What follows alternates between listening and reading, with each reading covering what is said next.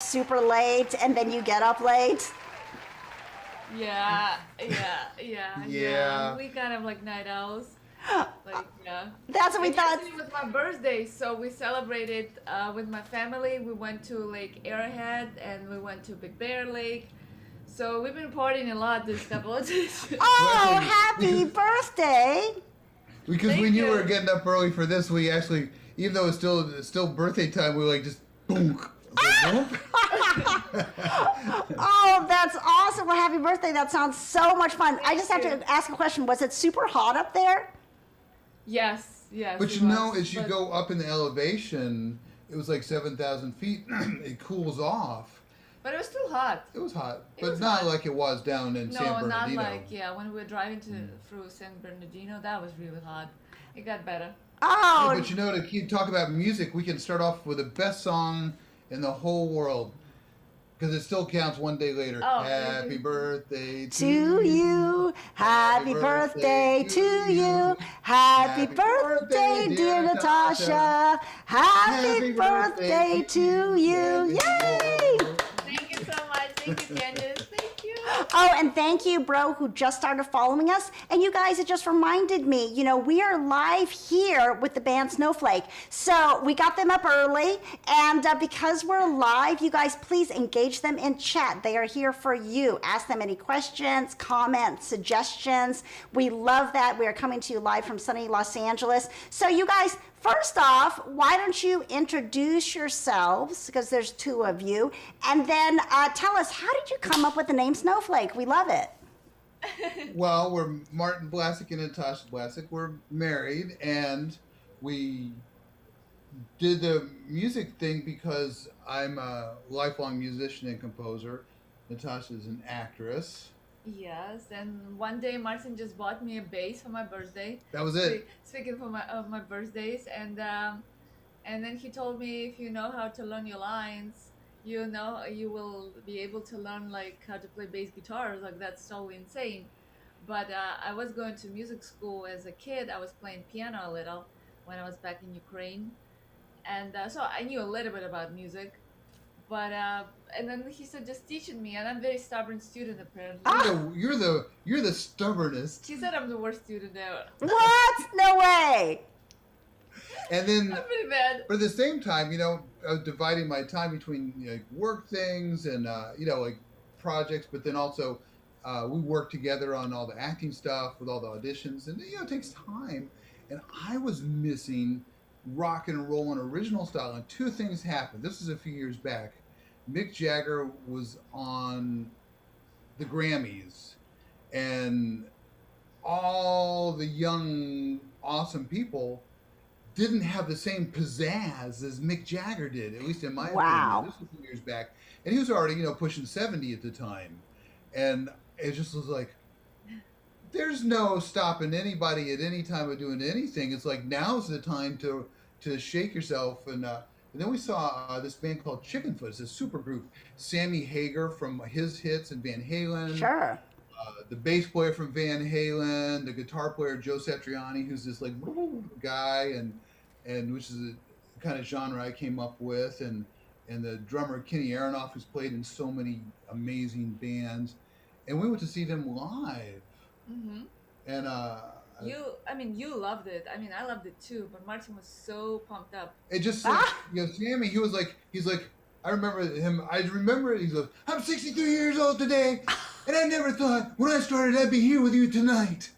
And I'm like, I took it to heart. I'm like, why am I not rock and roll? And I booked us a gig, and I wrote us a batch of songs that had a bass line that was appropriate for where Natasha was at the time. It means nowhere. I mean, Well, I was nowhere. and we're still there. I was still there. I mean, I had 1 week to get ready for the gig, And we No. did. and we did. You're So we're on kidding. on the very first gig, and actually we did it with added a drummer, but we never met before the bandstand. I just sent him the demos, and I said, "Here's the gig, and see you at the gig."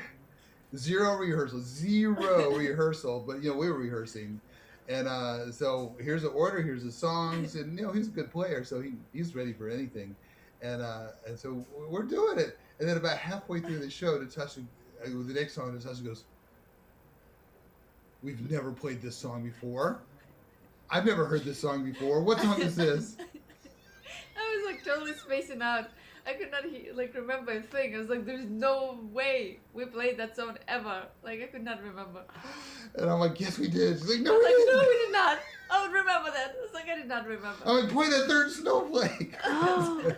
Oh my gosh, so wait a minute. So you never even rehearsed once with the drummer? You just handed the music to him? We never rehearsed We never rehearsed with drummers. with drummers. We just tell them to meet us on the stage. I mean, We- we do have great drummers. Like, yeah, like we great- get good people, but we played the Whiskey a little ways back, before the pandemic. And Oh, we no had a joke. Fantastic show, and we have a cello. Trevor Coppola shows up. He plays cello with us, and I just put up the cello parts, and it's just like the drummer. Actually, that on that gig it was Kevin Darish, who's a wonderful friend and a wonderful musician. And I'm like, "Can you play?" And I don't think he even listened to all the songs. I'm like, it's kind of like a medium, like hat in the verse and ride in the chorus. He's like, "Okay." Dun dun dun dun dun dun he is- dun he dun, was- and he's like, "Okay." He was incredible. He was That was a really great show. incredible. That's Yeah. crazy. That's fun. That's like Martin invites such a great drummers. For me, it's like such a treat to play with somebody who's so great. And drums and bass. Yeah, you go can start out with together. like really great drummers. Yeah, so I got like, and actually now even I know the difference between kind of like a technical drummer with a heart. Oh, Like, one time I when we didn't know first the started, we difference. played an open mic, and there was some guy who sat in on drums, and a lovely person, I'm sure. Great drummer? No. Oh, no. Why were we so terrible? I'm like, it wasn't us. We were the same. I was like, it was terrible. But it's like the drummer adds up so much. It's like such a huge difference. Drummer really determines how the band Yeah. sounds. Yeah. Really?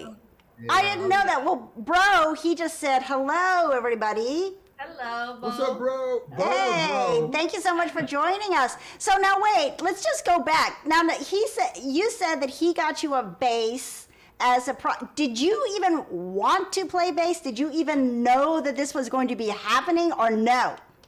No. Ah! No.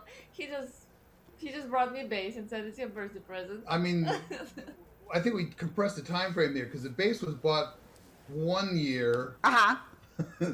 It might have been a couple years later that the whole Sammy Yeah. Hagar, Mick Jagger inspiration happened. So. Yeah, so I already had it, but he just brought me a bass and he just gave it to me as a present. We actually gave my dad a guitar as a present, so Mm. Martin just loves to, as presents, give musical instruments, I guess. Oh my gosh. So you didn't even have an inclination that you were going to, one, play bass, and then two, that you're going to be in a band, and three, you're going to end up playing like at the Whiskey. No, not at all, not at all. And actually, as a kid, I would go to music school, and teacher was like telling me how horrible I was. Oh! And I was like thinking that I was playing whiskey. I was like, I wish you would see me now. But Ah! actually, she ended up to be my mom's friend. I was like, that terrible woman.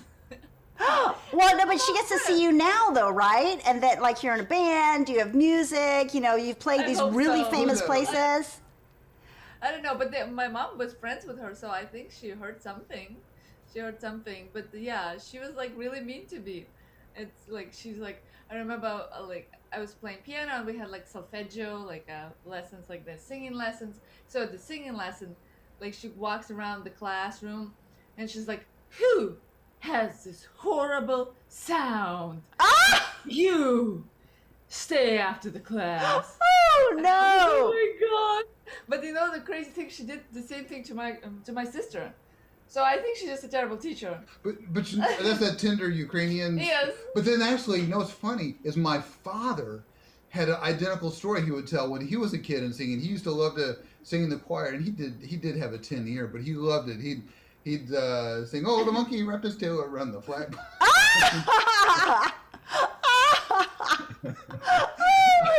But then he had the same story that when he was a kid, the teacher said, "Who is it that's making that terrible sound? It's you." Maybe it's like a teaching technique. I don't know. But my sister has a beautiful voice. She has much better voice than I do. And so I know it's not just the voice. I think it's a teaching method. Either that or we absolutely should not be making it. Well, maybe both.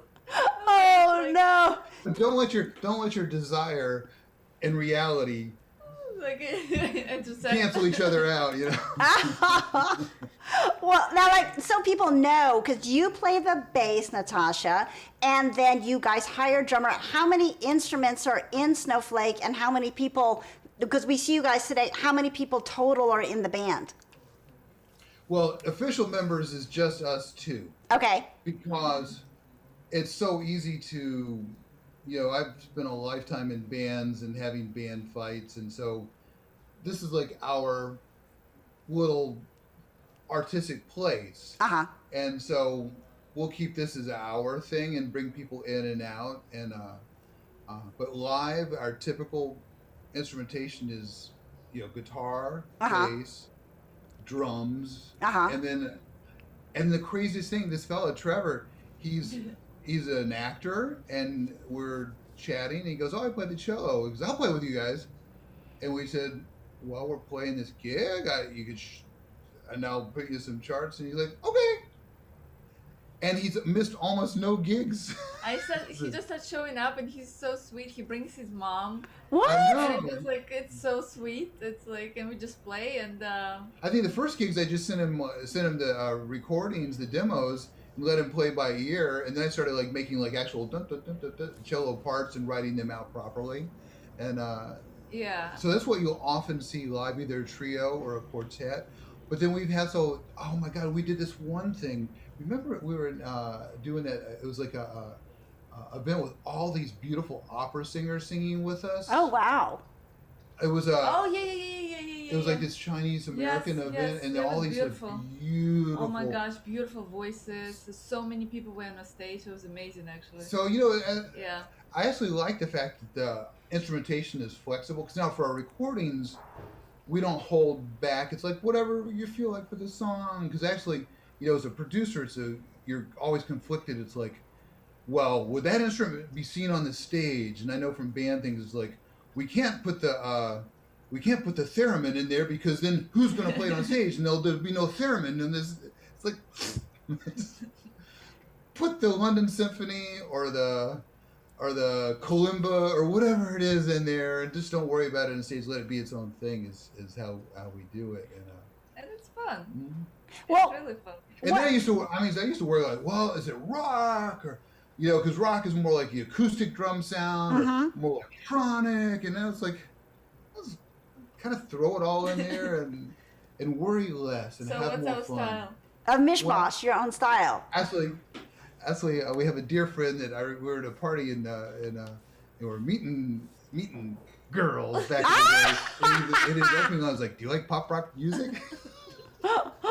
So let's just say that we play pop rock music. Pop rock music. Oh my gosh, that sounds like an 80, like an 80 throwback band or something. Oh my gosh. So now who creates the lyrics? Do both of you guys work together to create the lyrics? And Natasha, is Martin doing, or both y'all doing it together? It's mostly Martin. me, but then I wouldn't be doing this if we weren't doing it together. And so Right. I think in terms of our thing rather than just like my thing and you're doing my biddy. It's just not like that. And then Really? and then sometimes He's our creative genius. I'm a creative genius, yeah, right. and then she'll go, "I never liked that song." I'm like, "Ugh." And then I was like, "Okay, I do like."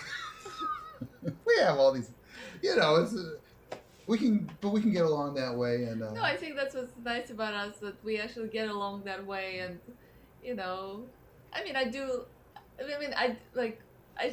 never played that song. I did it a couple of times. He's like, "This is like, you played that song like 1,000 times." He's like, "Never." So I still have those moments, but besides that, I think I'm on board now. Well, I actually have a what do you call it? Like a verification that I know what I'm talking about, because I've coached a lot of celebs. So when you tell me if it's one of those like couples moments where it's like, "You're a terrible teacher," I'm like, "Yes, that's why I do coach all these celebrities," and they say I'm great. And I It makes me so mad. I was like, it makes me so mad because there's no argument against that. I was like, whatever. Oh no! Well, you have though, Martin, because you're saying that you help celebrities sometimes on movie stars on films, television, where they are actually either playing or they have to pretend to look like they're playing. Right? Can you explain that? Well, it's exact. I'll say what you said because you said it perfectly. Because a lot of times actors don't know how to play the instrument that they're tasked with playing. You know, but they're acting and like they're not really brain surgeons most of the time when they play a brain surgeon, and so they just need to look right. Actually, an interesting one was for a TV show called The Ranch. It's an Ashton Kutcher sitcom, and the actor Lou Diamond Phillips was going to play guitar on it, and I got a call to coach him, and I'm like, my first thought is he was the star of La Bamba, in which he played guitar and was Richie Valens, and I chat with him. He goes, people think I play guitar because of La Bamba, but I don't. No way, because that's the first thing I thought, because I know he's from Dallas, which is close to our area, and I'm thinking the La Bamba dude does not know how to play guitar? But you know what? No way! He was a super, super lovely dude, and you know, I went to his place a couple times, at least once, and was working on it before we got to the set. And then he goes, I had my guitar. He goes, do you have a guitar? I said, I've got that guitar from La Bamba. And out he brings this like awesome, like one of his early guitars, the homemade looking guitar from La Bamba, which hadn't been tuned up in a little while. It didn't feel like to me. And it's actually a halfway decent guitar. And I'm like, this is a little mama guitar. And so he had a little lesson with it. And he, you know, actors are just amazing beings. I love all of you because, you know, there was a moment before where I was a little bit thinking, because he was doing good and all of a sudden it seemed to like slip away as he was getting, and then you know what happened on that shooting stage? It's just like you just hit the home run. I'm telling you, magical creatures.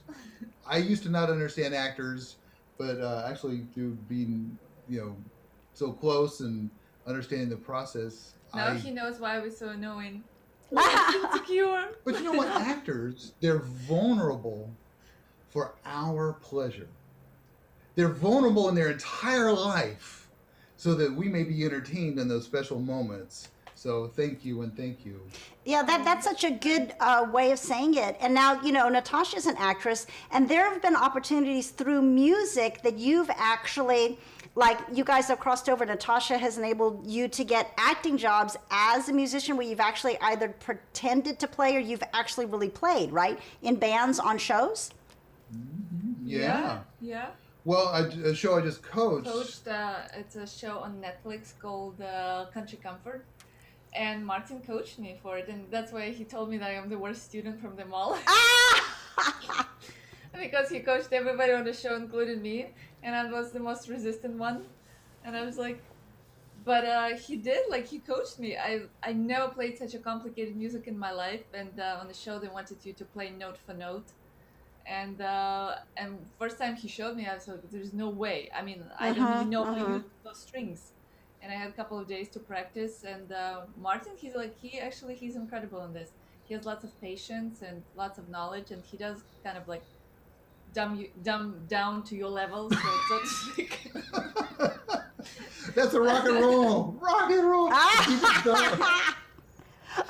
So, and he would just like, you know, like, and then I did it. Like I would just like, I could like, then I would play on the stage. I could just hear his voice counting. And I was like, it's kind of like... Oh, actually, this was quite a shock. I mean, you play music, Candace, do you not? A little bit. I play little, yeah. And do you play an instrument as well? Uh-huh. A flute, yeah. So, the shocker for Natasha was this business about counting. It's like, I'm like, it's all the time. 1, 2, 3, 4, unless you're doing a 1, 2, 3. It's like, it's just all the time. You're dunk, dunk, dunk, dunk. And she's like, all the time. They're having so much fun on the stage. All they do is like count. He's like, yes. I was like, oh my gosh, it's like a math class. This is terrible. I was like, but now I count all the time. I was like 1, 2, 3, 4, 1, 2, 3, 4, 1, 2, 3, 4.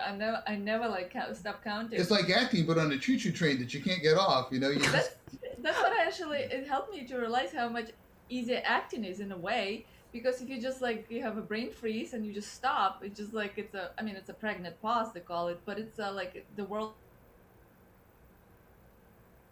is the music, the song stops. I mean, the other instruments like in keep music they don't playing. call it a pregnant pause. No, like they call it a train wreck. yeah, there's like the other to like catch up. So for me, it was like actually relief a little bit how easy acting is in a way. So Oh, so you find So for everybody acting. watching out there, acting is easy. See, I was just about to Easy. say, you guys Right. think that acting is easier than getting on stage and playing music live? Well, it uses a different Yes. place because especially for film acting, while everybody else is joking around, haha, I put that light, or oh, what's so funny? Right. It's like the actor at that exact moment must provide between action and cut the emotion in the character portrayed Yeah. right then, yeah. right there. It's like, okay, crying scene, break for lunch. Okay, back on and cry. Yeah, no, I wouldn't say it's easy, and yeah, no, not at all. Now that I'm thinking about it, but in a way, it's easier that I think if I just forget something, like you can still have this moment, and you can just collect yourself. I feel in music, once you're playing, you just keep playing, unless yeah. But no, I wouldn't say acting is easier. Now that I'm thinking about taking that. Music is easier. Yeah, it's just different actually. What I liked about music first time, especially I played, I mean, I realized like in acting you can't look people in the eyes when you play when you act, and it's like like so many people stand around you on the set, but you just do not connect with them. You kind of what I do, like if I need energy, I can actually feel this energy and kind of feeds me, so I feel like more energetic. But as a musician, actually on a stage, you can look people in the eyes, and it's like that's very different experience. I really like that part. Yeah, because you can That's connect really- instantaneously. Yeah. It's like it's personal, and acting is a different. Like I feel you still connect because you can feel the energy, but it's like you can't look at them. Right. Well, tell us about some of your most memorable performances, like because you guys just mentioned about being with some opera performers. So, are there some experiences that you've had, some performances that really stand out?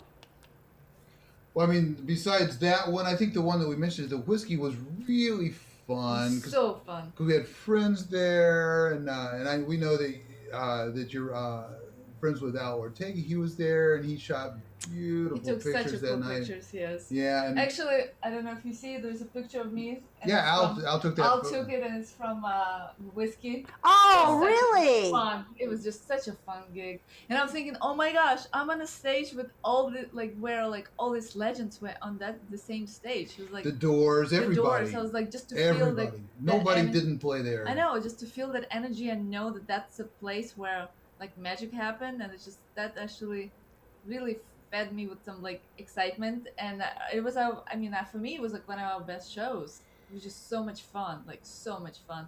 People were screaming and clapping and dancing, and it's just like you just feel this circle of love, and like there's so much energy. It's so fun, and I remembered my songs. You remember the words of your songs? Well, go back to that for a minute. For those of you, because we're in LA and we understand what the whiskey is, but for those of you who don't know, can you explain like what are some of the? I mean, so much history was made of the Whiskey Go-Go. Can you tell me some of the bands that have played there and why you feel like when I heard you play whiskey, I was like, tell us about that, like that, and like the Rainbow Room down the street. Like, can you explain that whole area of LA? What's one of the? It's on the Sunset Strip, which is like the famous area of Sunset Boulevard, and especially in the rock and roll side of things, through the '60s into the '70s, those formative years of rock and roll. I mean, there's nobody who hasn't played there, and when big bands, even these days, they'll do secret shows there. Like, I mean, there was like a U2 did a show there a few years back. What? When they were just like an unannounced show. It's like nobody doesn't play the whiskey, right? And so uh, the Doors. I mean, it's just like the list goes on and on and on and on. And so it's And now Snowflake. and now Snowflake, but it's right there on Sunset Boulevard in the Sunset Strip, which is has so much history of the. I mean, it was a real musical revolution in the '60s, and since then it's the rock and roll has been evolving, and then I think the next revolution was hip hop coming in right at the top of 1979 to '80. That's another kind of like a groove revolution, which but who hasn't played at the whiskey for that too? I mean, it's just like it's everything as far as everybody goes there, and at the same time as all these legends play there, all the up and comers play there. It's a it's a real thing. I know, it's a really nice space. They have like really cool green room. Mhm. It's kind of like on a second level or third level. You have to go up the stairs. It's on a whole nother Yeah, level. yes, the whole other level. And it's like it's really fun. I was like, oh my gosh, I'm hanging out in the green room with all this like where all this geniuses, musical genius, were hanging out. I mean, it's nice, but it's not that nice. But So it's yeah, it's actually it's not a nice room. It's not nice at all. It looks kind of dumpy and dirty but I guess that's the charm of it. Well, it is, and I think the Rainbow Room down the street. It's kind of the same way, but it's got such history. Because I love reading all these crazy obscure books, like on groupies and written by groupies and Pamela DeBars and all these people. And they talk about the Rainbow and the whiskey and all the stuff that went on in there, like in the '70s and the '80s, and kind of getting it from that perspective. It's just so interesting to see the history that went on just in those couple of blocks on Sunset Boulevard. You know what I mean? I know this concentrated area, and when I came out here, it was like the '80s was happening. Yeah. And you go there and just like everyone had their hair poofed up and big and all the black leather, and then like I remember I had an animal print sleeveless T-shirt. Oh no, Natasha, what did you think? Because I've asked Martin this before, and I want to hear your perspective. You met him, and he's like this '80s rock star guy with his shirt and everything. What did you think? Did you think he was like a typical rock star? What did you think of Martin when you first met him? I don't think she had that impression. No, I did not take that impression. I mean, I felt like. I mean, I came from such a different like world. Like I have like my business degree. It was just such a different world, and I thought like, wow, this guy is like a dreamer. He lives like in a completely different universe. Like, does it really happen? I was like, I couldn't even believe that he was telling me the stories. He's like, yeah, I play music, like I play like on the stage, like I write music for movies. I was like, is this true even? Like, does it even exist? So it's like kind of even didn't compute in my brain. And then more I was getting to know, it's like more I love that world. It's like I just think it's so much passion and so much love. And the world that I came from, it's like people wouldn't even ask. It wouldn't even polite to ask, what do you do? What now? So for And I was people like- know, like where are you originally from? Just so people know. I'm originally from Ukraine, but I actually was referring like I got my master's degree in marketing, and In Ukraine. In Ukraine. So I was like meaning more like a business kind of mindset, and like I was hanging out with people who were doing like successful business. But here, if you're meet people in a social Yes, situation, you but- almost like, hey, what do you do? Yes, over there you do not ask. That's like the first question. What? You do not ask, what do you do? Because, I mean, it could be possible that what people do completely does not refer like to what they actually love to do. Like it's just like they just make money. So and ask people how much money you make. It's almost like it's like a bad manners.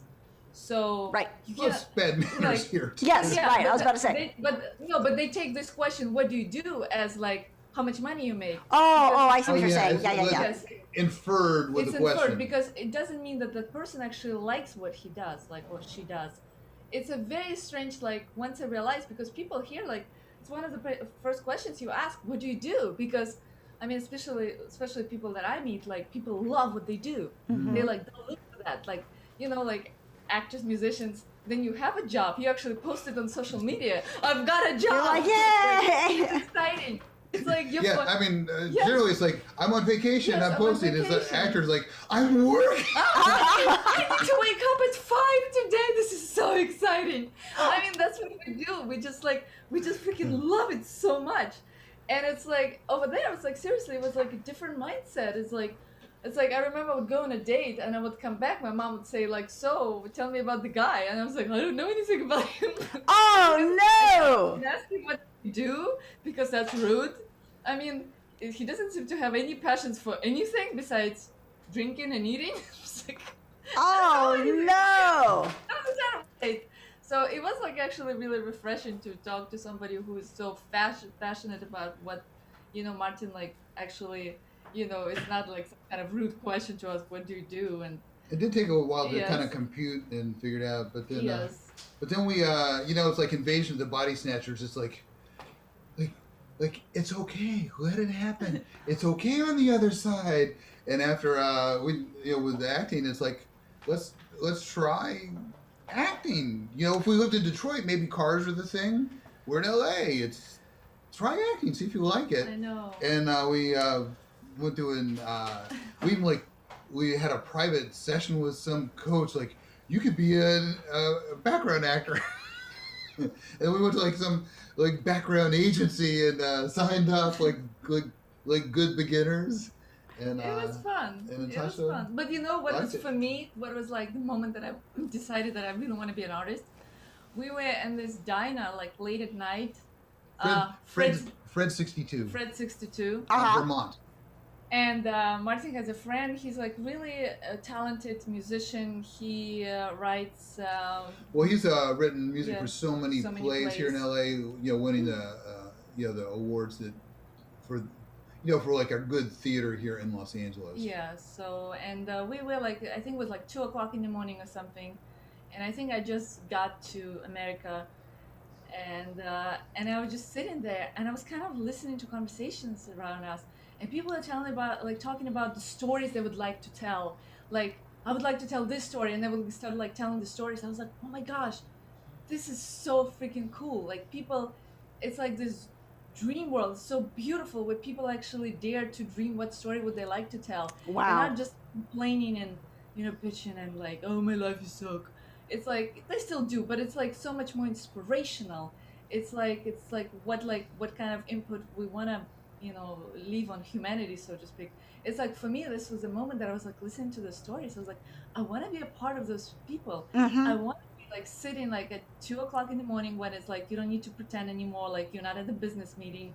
You just like, and what you want to talk about is like what stories you want to tell and how can you like share yourself with the world. And this is the moment that I was like, oh my gosh, I want to be an artist. I really would like to be an artist. I want to be like, to feel like what it's like to have this mindset, and that's what you do. That was like such a crazy night for me. This is the moment I wanted to become an artist. So it was a total turnaround in your life. Kathy, Yes. Kathy is in the chat and she says, "Hi, Martin. What is Kathy. hi? What is one of your top musical idols and why?" Well, I will tell you what transformed me as a 14-year-old. My brother had this album by the band Yes. Yes. And it's called Yes Songs, and it was a triple album on vinyl, and it all folds out, and it's got this book, and they all had their long flowing hair and their magical capes. They all looked like Merlin or from Lord of the Rings, the good one that everybody loves, the wizard. Oh, yeah. Gandalf. They were just like amazing, and they truly were and are, by the way, amazing musicians and still active. And it just turned me on. It was just like mind blown.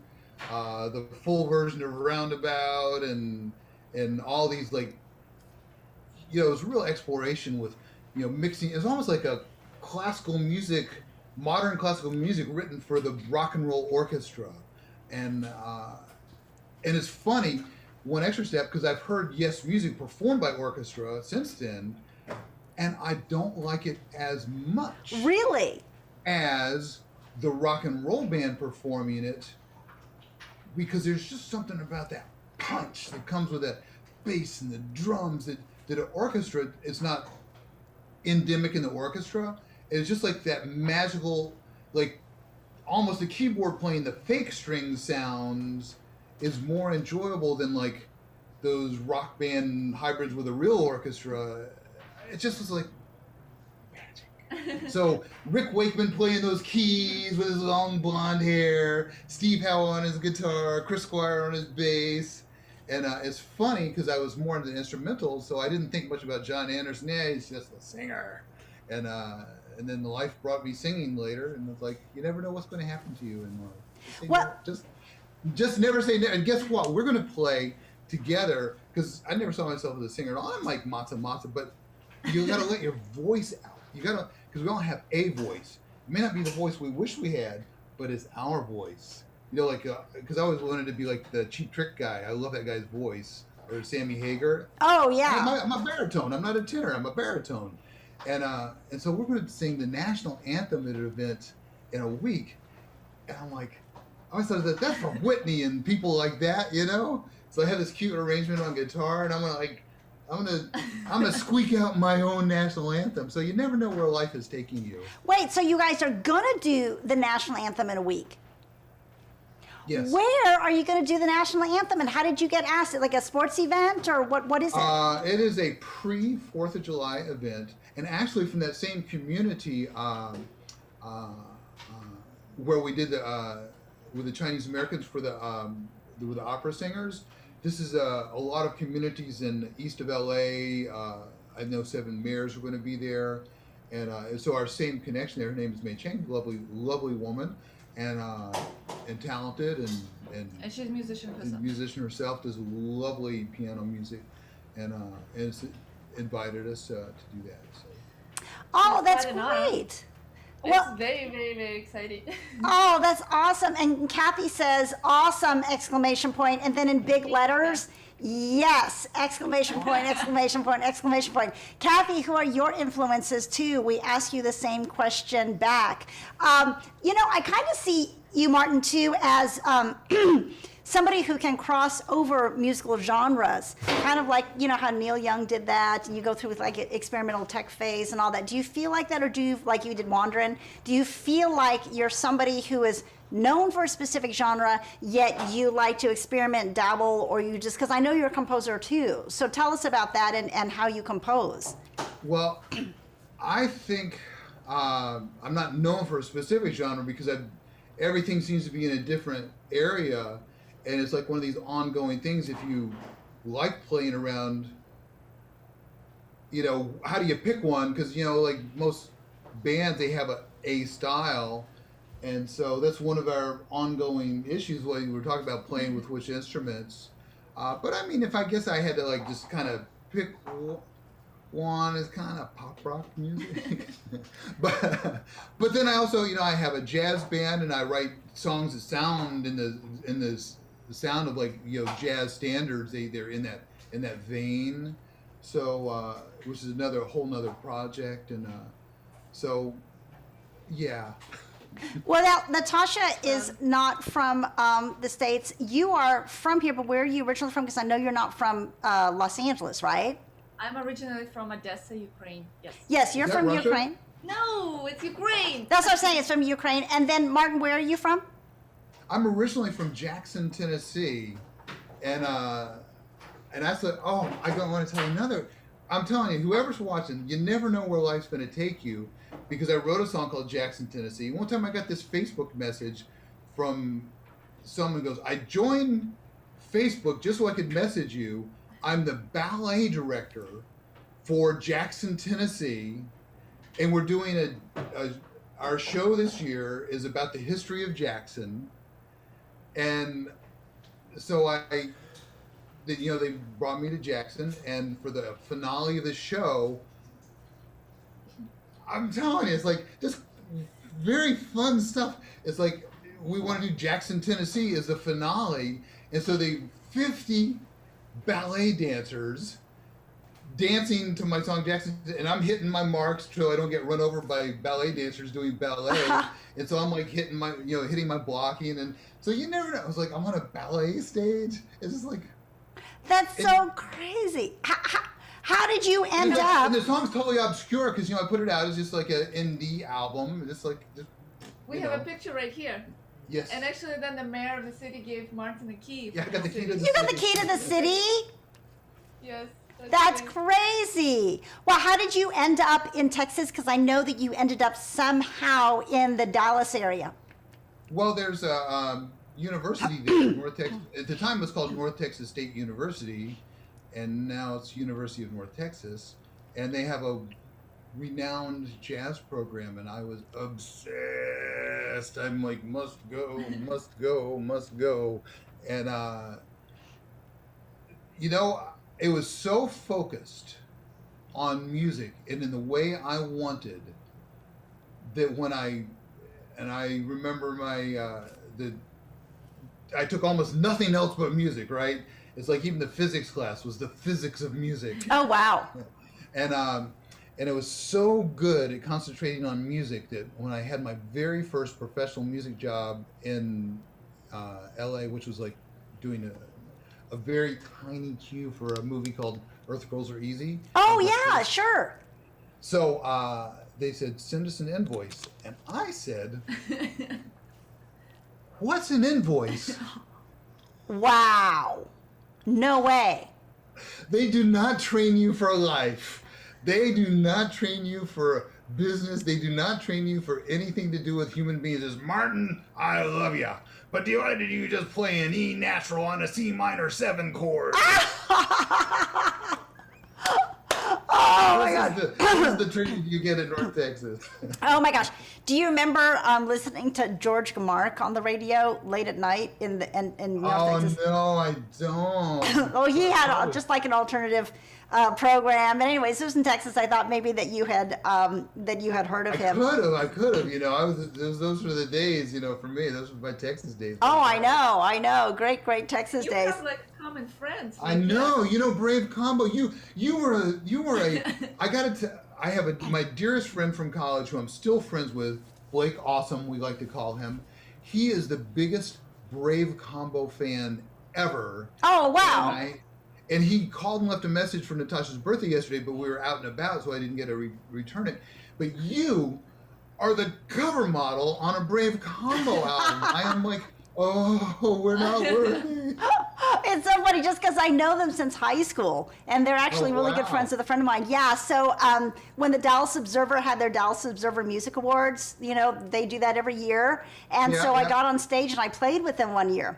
So so I was like, that was kind of exciting as kind of a non-musician. I would jump on stage every once in a while with him, with Carl and everybody, and play with them at certain venues, including the Dallas Observer Music Awards that one time. So yeah, they are super nice. I mean, they are super nice people. And made a career doing something that's just unique. Talk about having a vision, like nuclear polka. That is your thing. You don't care what anybody else is doing. They played at David Byrne's wedding, even. Oh my goodness! Yeah, I mean they're an institution, and maybe in the pop music world they're not like household names, but they've had a successful career doing, a unique vision, and it's beautiful. And I remember back in my college days, this is going way back. It's like learning to polka. And I'm like. And then once you get it going, you start floating, and the room just spins in this most magical way. It's just so fun. Well, they won a Grammy for one of their albums doing polka. And if you go to one of their, which you've gone to one of their concerts, everybody at the end ends up doing the hokey pokey. Remember, like everybody gets together and they play this crazy thing. It's just so much fun to go to one of their shows. Well, I was there for the beginning days of that because it was like, oh, there's new band, and it's like, Carl's strapping on the accordion. He's like, he plays accordion. I know. This is at a jazz school. We're all into like Thelonious Monk and Miles Davis, but only the good bebop years because the modern stuff, I don't know if it's what is he know. It's so funny because we're so snobby in music school. I remember in my orchestration class, it's like.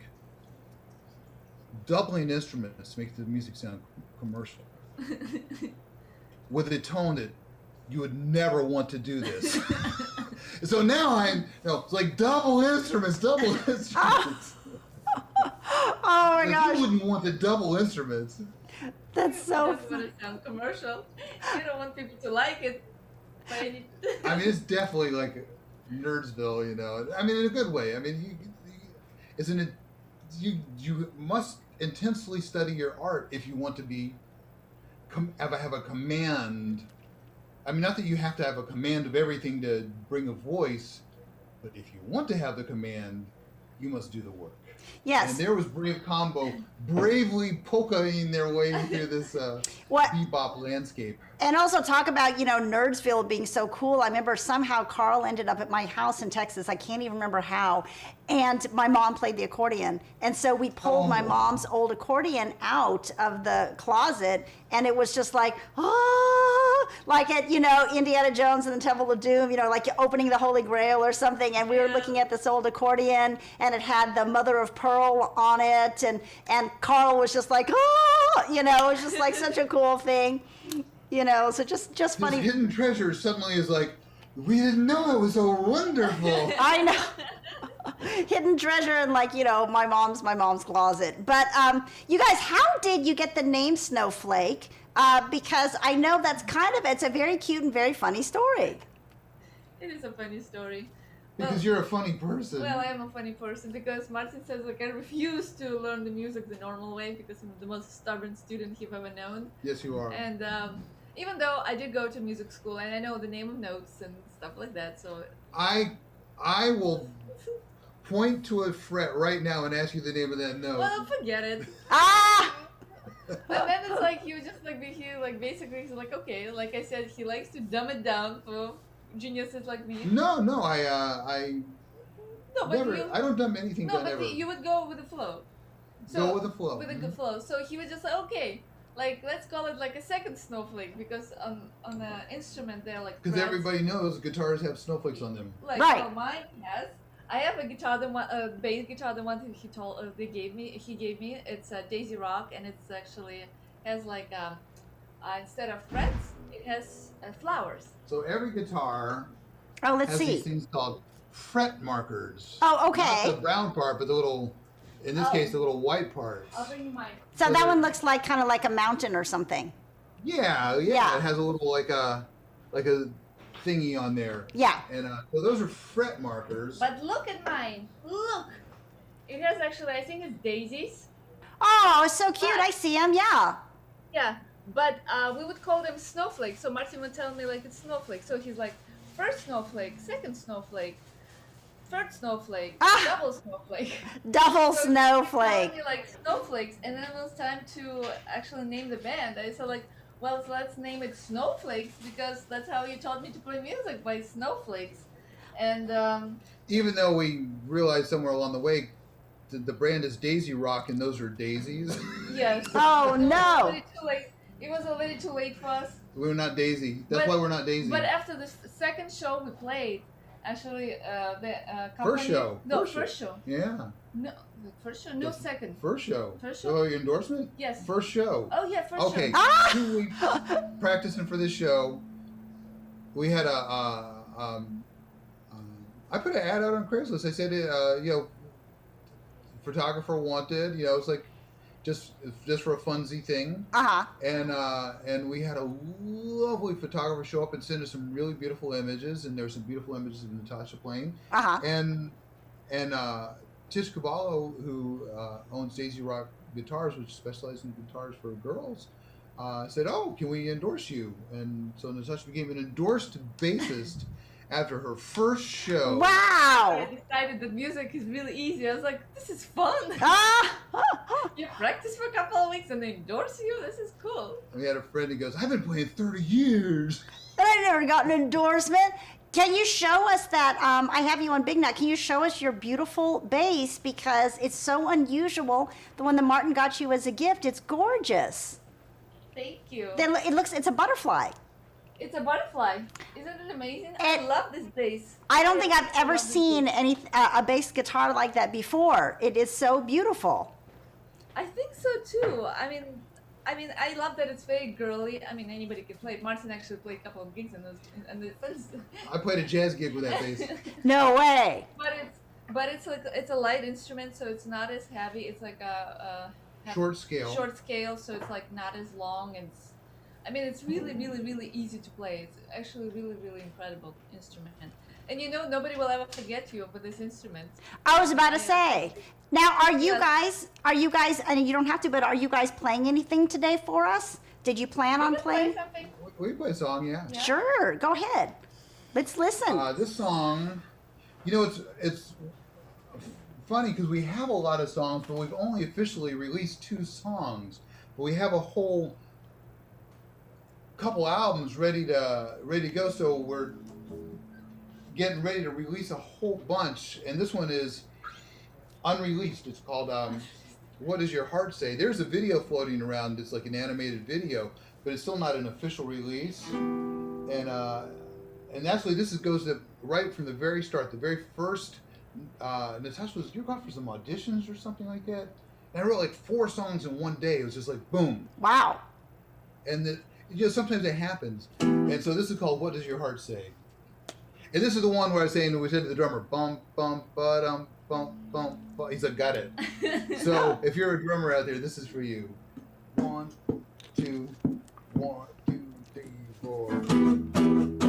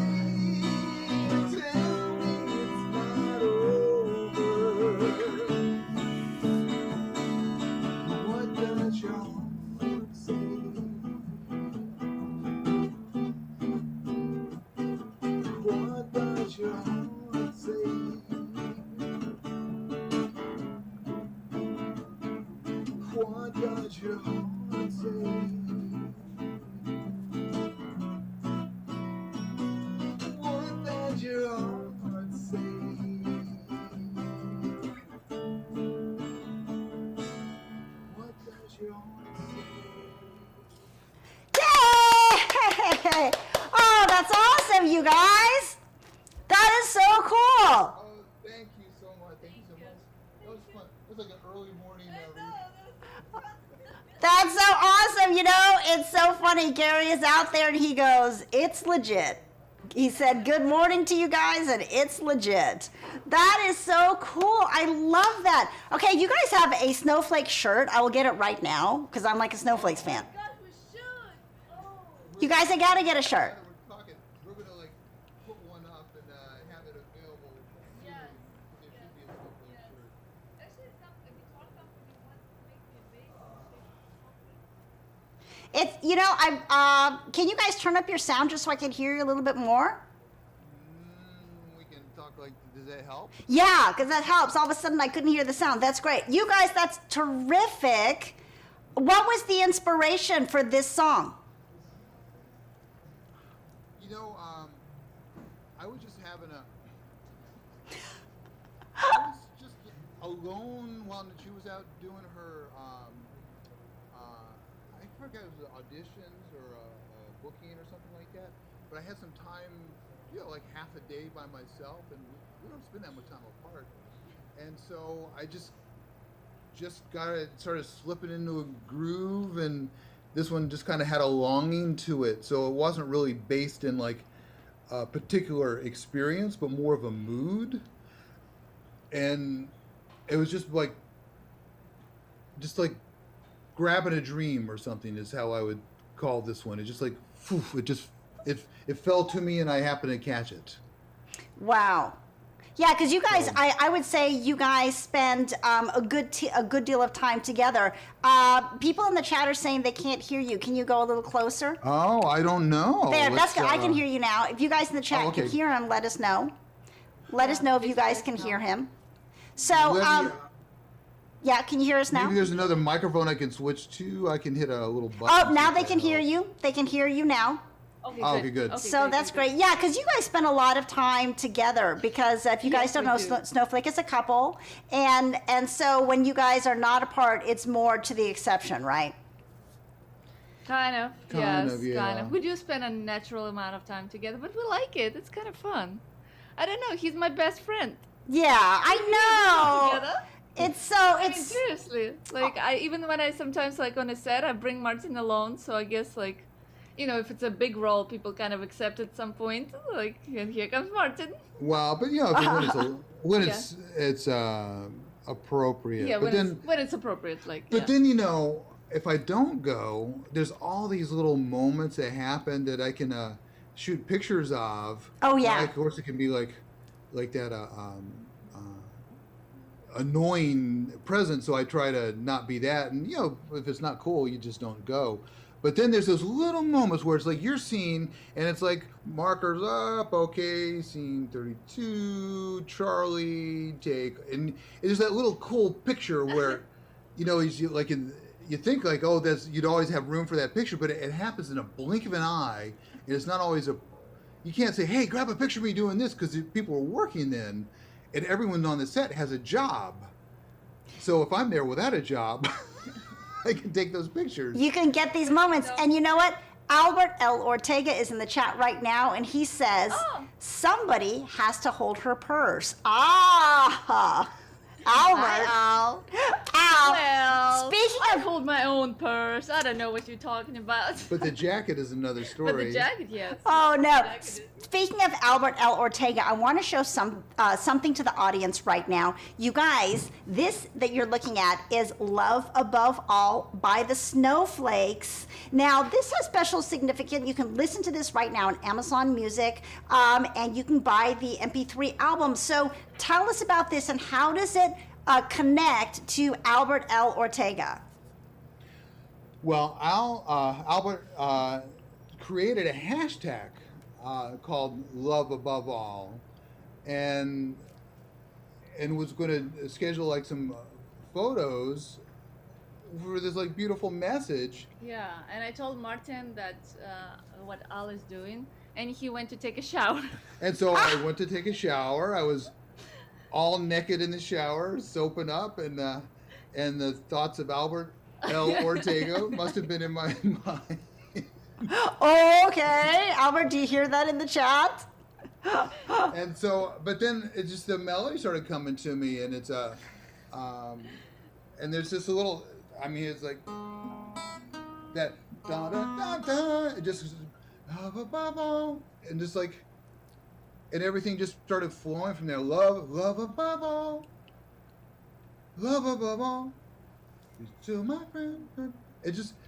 Do you hear the call? Mm-hmm. There's to working miles to go along the way. But in the end, just love, love, love, love. And it's like, this is the shower. That's what you hear there, and which doesn't sound like much to the outside ear, but to the inside head, the rest of it is there. And Yeah, and Martin like came out of the shower. He's like, I've got a song. and then, but then at that time, Natasha had expressed love for the piano above guitar. Oh. And I'm like, and I play piano, but it's like I play guitar more often. And I was thinking, I would like this song to be liked. Because whatever you're doing, presentation counts, right? Right. The shirt you wear, the tone of voice you use. So I told it to you. I said, I want you to hear this song. But I don't want you to hear what you're going to hear. I want you to know that this is going to be on top of a mountain with the most beautiful view ever. And it's played on a grand piano that is red, shiny red. And this is the grandest grand piano in the shape of a heart. And this is how this song goes. Oh my gosh. Well, we have, hey, it says love above all 2021, all lathered up with soap in his eyes. And then Albert says, most of my movie ideas come from taking a shower. And then he said, it's a beautiful song. Oh, thank you, Aw. Al. Nice. Thank you. Thank you all. Oh, But, you know, that's, I love this song. It's the first time I heard it. I started crying. I thought it was such a beautiful message and such a beautiful song. I absolutely loved it. And a lot of our songs have a more of a fun quality because we sing about, Aliens. meeting UFOs, or we put the fun side in some environmental songs, kind of rock and roll. But this was just, more of a heartfelt message, and it was fun to just like, don't be smirking, don't be cooler than the song, so to speak, but just. I can't say it more openly or honestly than this. This is just it, and so. And it was really fun. And then Al came over and we shot a music video. Al directed us, yes. Yes, Al directed us, and it was such a good time. It was like really, really good time. oh, well, Albert says it encompasses what the meaning of the message is. And if you check out hashtags wherever hashtags might float around, there's some beautiful photos of Al took. celebrities taking, with love above all. We all made a sign. signs. It was so cute. Like, it was really fun because we painted our own signs. So it was actually fun to see what person will come up with what sign. So I think would like actually kind of speaks up what who's the person. Oh. My sign was very silly. Explain that, Natasha. So what Albert did was he created a gallery. Can you guys explain that and what you guys did with your sign? Yes, he asked everybody he's gonna take a picture of create a sign. And actually, first I'm like kind of lazy, like, oh, can you just bring your sign? I'll just take a picture with your sign. He's like, no, you have to make your own sign. I was like, okay. So, and actually, once I started making sign, it was like actually lots of fun, like with like markers. So, and always like I wanted to be really happy and very festive. So like my sign was like really colorful, kind of each letter would be a different color. And I saw, and when I was looking at Al's pictures of others, like celebrities who took their pictures, like each sign was very unique and very beautiful and kind of represent who the person is, I thought. And so Al just took lots of people holding their own made signs, and it was such a beautiful message. And then on one day that Al chose, we all post the pictures and put the message there. It was a really nice thing to be a part of. It was really beautiful. Oh, and he says in the chat, it's all up on Getty Images if anybody wants to see. And then he said that we did it too. Yes, we did. And then thank you so much for that great chat, you guys. And also, I want to show everybody out there, Natasha, you've done some beautiful music here that's available on Amazon. So I want to show it to everybody right now. This is Natasha, and this is Double Rainbow from the album Double Rainbow. You can listen to it right now here on Amazon Music. You guys, I see Martin in the background of this picture. I just saw that. All right, you guys, explain this. I just now saw that. Explain this song. That was such a fun time when we made that song. It was like actually, but you know, sometimes good things happen out of like completely something like really weird, and this is one of those stories. I was supposed to be on a set of the movie. It was like really independent film, and they just forgot to tell me that they canceled the shoot that day. No! It was like super early days where we really hurt to get up that early. Oh no! And nothing was happening. Because I finished the night before, pretty late, but production went even later. So they finished who knows what time, and they told me like next day be there like 5:30 or something. So I'm like so sleepy, like all there at 5:30, like ready to shoot. And it's like, oh yeah, we forgot to tell you, like we finished shooting at 5, so we kind of like shooting not today. And I'm like all disappointed because I'm ready to create. And we came back home, and Martin, we're watching the guy, the Double Rainbow guy. Rainbow The guy on the YouTube. Yes. Yeah, and actually he sadly passed away several months ago. Oh, I didn't know that. A real gentle soul, because we got to know him a little bit, and ended up visiting him through all this and shooting another video with him. But we were watching his video, and I saw it was popular to like take his lyrics and make a song, so I took his improvised words about the double rainbow. Oh, it's so beautiful, and I made a song out of it.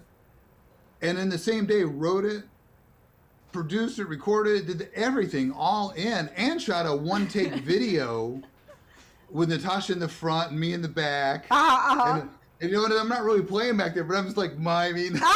It was such a good time. It was such a good time. And then the guy himself, he saw the video, and he reached out to us, and he's like, I really love it. Can you come over to Yosemite and let's shoot a music video right here? No way. So we went to Yosemite, and we slept. He got in a tent outside of his mobile home. Outside his mobile home. No. It was like absolutely crazy good experience. And then the next day we woke up early, and he showed us around Yosemite, and we're shooting. And we shot a new video with him and Natasha together, and him lip syncing his own words to our version of Double Rainbow. And he was sweet as sugar. He ended up being in a Microsoft commercial. He ended up running for president 8 years ago. What?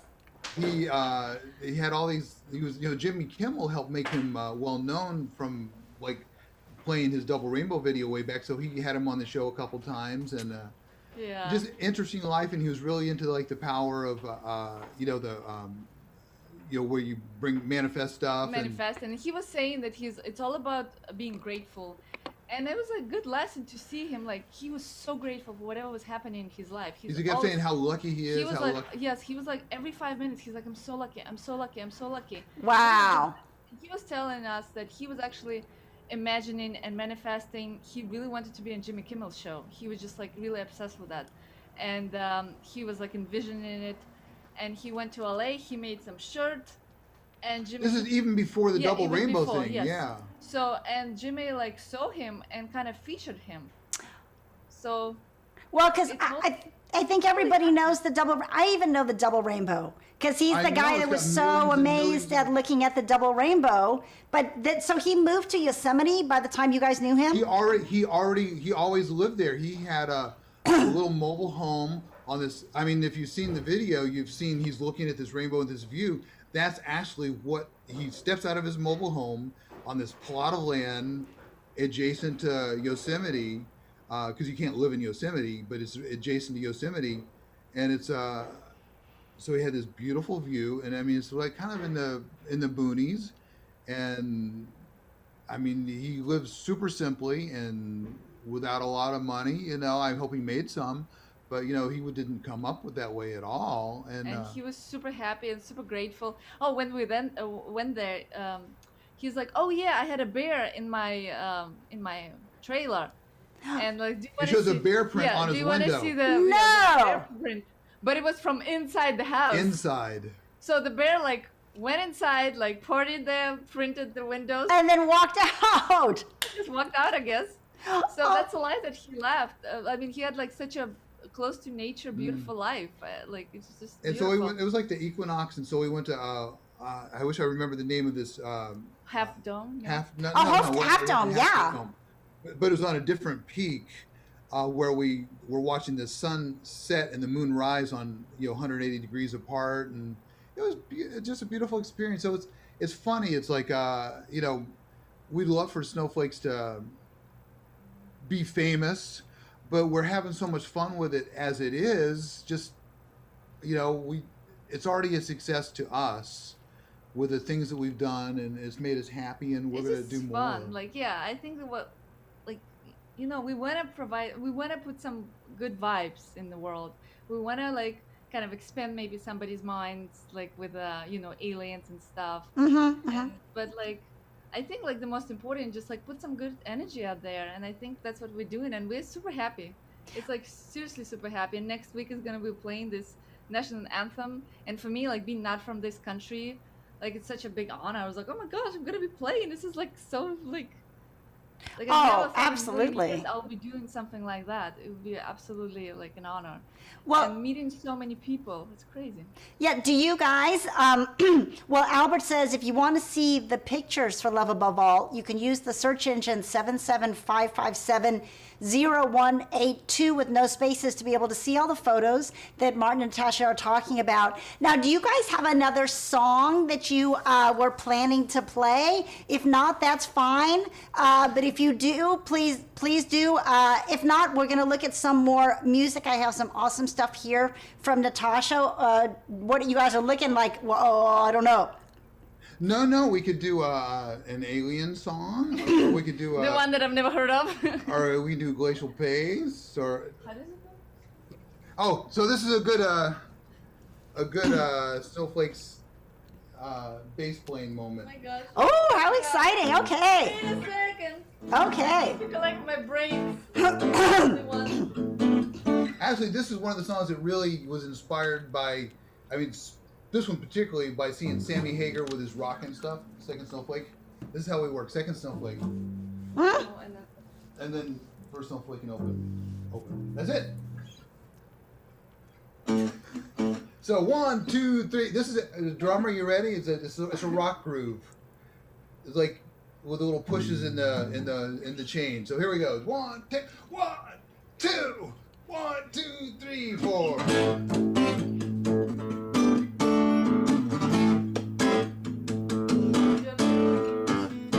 How would you like that? They say a glacial pace, it moves real slow. There's a warm wind blowing and that ice is gonna flow. When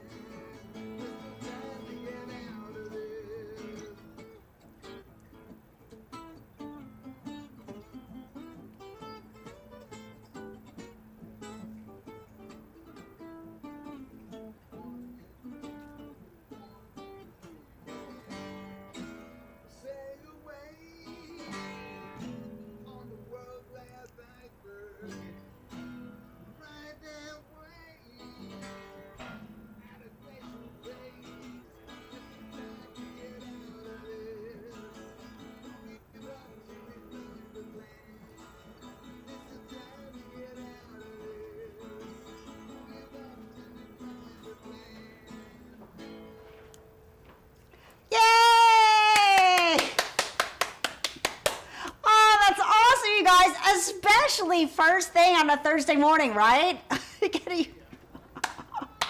Oh my gosh, that's awesome. Definitely. Now, you guys were just saying, because I know this personally, but can you tell them a little bit, because you had just mentioned a really important thing, Natasha. You said a lot of your music is inspired by UFOs or aliens. Can you tell us a little snippet about that for people who don't know? It's so interesting. Well, for people who do not know, there are aliens. Well, I don't know yet. But when I was a kid with my dad, we thought we saw I mean, definitely it was a UFO because we had The no. first time I heard Yes. we thought. I've been here for all this time. Well, we saw. well, but like some people say, like, oh, it's something. It's like we did not know What what was it identified? You saw something. What did you guys see? something. Huh? What did you guys see?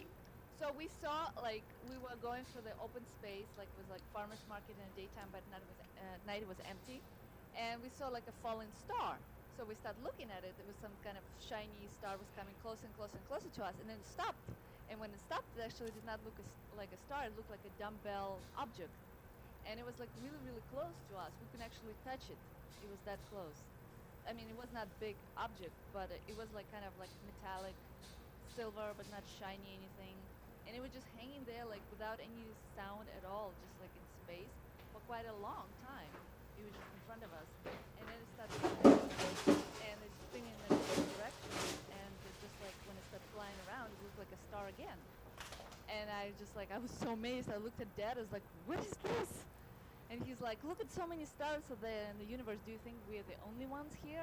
And I'm like, "I guess we have neighbors." So it was totally like a scene out of context.